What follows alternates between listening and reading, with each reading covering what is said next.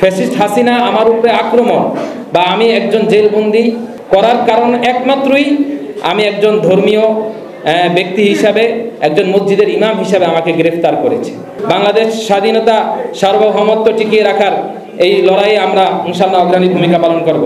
যদি আমি শহীদ হতে পারতাম তাহলে আমি নিজেকে বুঝ দিতে পারতাম বা নিজেকে বলতে পারতাম যে আগ্রাসন বিরোধী আন্দোলনে আমি একজন শহীদ। তারপরেও ফ্যাসিস্ট আওয়ামী লীগ, ফ্যাসিস্ট হাসিনার আমলে আমি তার নির্যাতনের শিকার হয়ে দীর্ঘ 6 মাস কারাবরণ করতে হয়েছে। আমার কারাবরণের ইতিহাস, আমি একজন মসজিদের খতিব ছিলাম নিউ মার্কেট এরোপ্লেন মসজিদে। কিছুদিন আগে এটা নিউজও হয়েছে।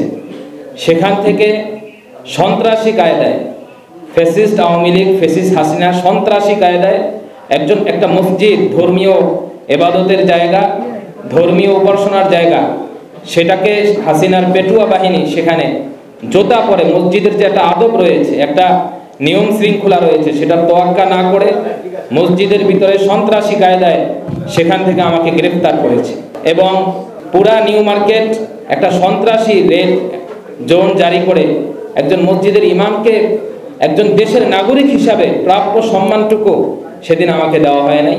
দীর্ঘ 6 মাস কারাবরণ করতে হয়েছে। কারাবরণের ইতিহাস, সেখানে খাবার দাবারে কষ্ট, এক পর্যায়ে নিজের জীবন এবং মরণের সন্নিকটে নিজের কষ্টে জীবন পার করতে হয়েছে। জেলখানার প্রতিটা মুহূর্ত, প্রতিটা সেকেন্ড মনে হয়েছে হয়তো এই আমার জীবন চলে গিয়েছে, এই হয়তো আমি শহীদ হয়ে গিয়েছি, এই হয়তো আমার জীবন শেষ হয়ে গেছে। এইভাবে জীবনটা পার করতে হয়েছে। ফ্যাসিস্ট হাসিনা আমার উপরে আক্রমণ বা আমি একজন জেলবন্দি করার কারণ একমাত্রই আমি একজন ধর্মীয় ব্যক্তি হিসাবে, একজন মসজিদের ইমাম হিসাবে আমাকে গ্রেফতার করেছে।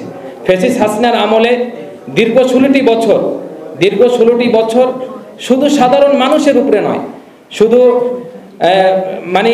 সাধারণ জনগণের উপরে নয়, প্রতিটা ধর্মীয় স্থাপনা, ধর্মীয় ব্যক্তিদের উপরে আক্রমণ করেছে। আপনারা জানেন 2021-এ শত শত আলেম গ্রেফতার হয়েছে, শত শত আলেমকে শহীদ করা হয়েছে।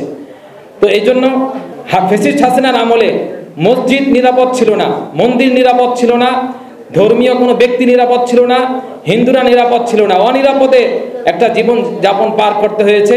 আল্লাহ পাকের অশেষ রহমত, 2024-এর যোদ্ধাদের মাধ্যমে, শহীদদের মাধ্যমে আমরা নতুন স্বাধীনতা ফিরে পেয়েছি। আমরা জাতীয় নাগরিক পার্টির পক্ষ থেকে ঘোষণা করতে চাই, জাতীয় নাগরিক পার্টি আগামীতে সাম্প্রদায়িক সম্প্রীতি স্থাপন করবে। কোনো ধর্মীয় ব্যক্তি ধর্মীয় উপাসনায় আক্রমণ করবে না। তারা সম্প্রীতিতে বিশ্বাসী। এদেশের ধর্মীয় ব্যক্তিরা তাদের স্বাধীনতা, তাদের উন্মুক্তভাবে তারা নিজেদের জীবন যাপন পার করবে। তারা নিজেদের বাক স্বাধীনতা নিয়ে তারা নিজেদের বয়ান, নিজেদের আলোচনা করবে। আমরা জাতীয় নাগরিক পার্টি এই ঘোষণা করতে চাই, এদেশের প্রতিটা ধর্ম, প্রতিটা ধর্মীয় ব্যক্তি, প্রতিটা ধর্মের মানুষ স্ব অবস্থানে থাকবে এবং তাদের ধর্মকে তারা নিজ স্বাধীনভাবে পালন করবে। আমরা এই বিশ্বাস নিয়ে জাতীয় নাগরিক পার্টি এগিয়ে যেতে চাই। আগামীর বাংলাদেশ সম্প্রীতির বাংলাদেশ হবে। আগামীর বাংলাদেশ স্বাধীনতা সার্বভৌমত্ব টিকিয়ে রাখার এই লড়াইয়ে আমরা ইনশাআল্লাহ অগ্রণী ভূমিকা পালন করব।